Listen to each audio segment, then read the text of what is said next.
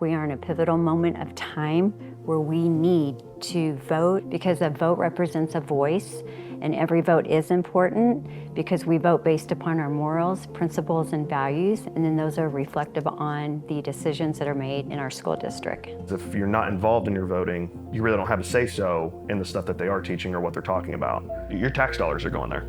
If you're buying something, if you're paying for it, you should have a say-so in it. If you stay away from the polls, then you have no opportunity to make an improvement. But we have to participate. We have to be informed. This is especially important at the school board level. I love Springfield. We've had wonderful blessings here, and it's a great community, but we still have to maintain it, keep it up. Sometimes we have to have a little disagreement to go forward. People don't realize that the Board of Education is supervising the superintendent. They should be navigating and collectively working together to make it more even instead of one-sided. That will not happen if only one set of values is continued to be voted for. It's really simple.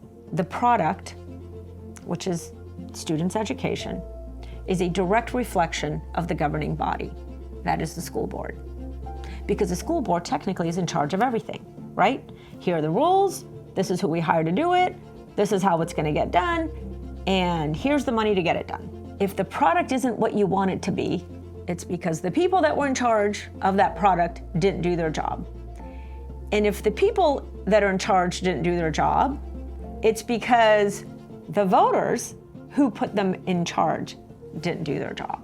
A lot of voters are out of touch with what's going on at the schools because it's almost difficult to be involved. There's almost a barrier there of communication. It seems like the school boards sometimes don't want the other opinions of parents because they're the elected official, right? They're the ones that are making the decisions. They want to be able to make the calls when really they need to be working with the community as an elected official because it's the families of the other kids that they're supposed to be making good decisions on as well. When you have a board that essentially abandons its duty to the students, which is setting the policies, then what you've done is you've just shifted the burden of setting those worldviews and those expectations and those priorities to the administration. But when that key factor at the beginning is missed, when you just kind of hand the whole thing over, then you do hand the end product over.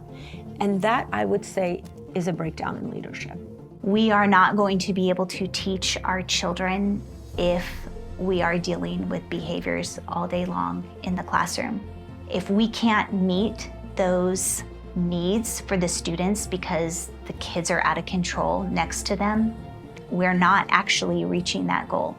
The adults in charge of the children in our schools are the 7 members that serve on the Springfield Public Schools Board of Education. It cannot be stressed enough.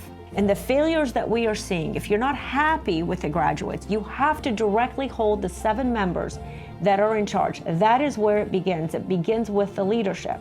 That leadership is a result of voter turnout. So if individuals aren't happy with the end product, then they only have to look at themselves. We as parents need to get out and speak out because we are representing our children and they are our future leaders.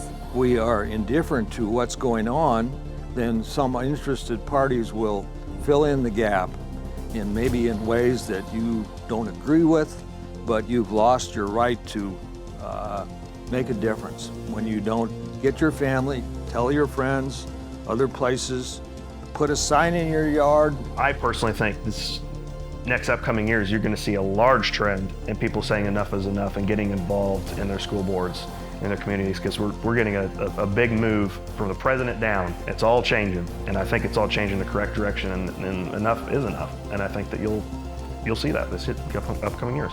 A better tomorrow starts with the choice you make today. Vote for what matters. Kelly Byrne and David Myers. Paid for by Back on Track America. JC Buckles, Treasurer.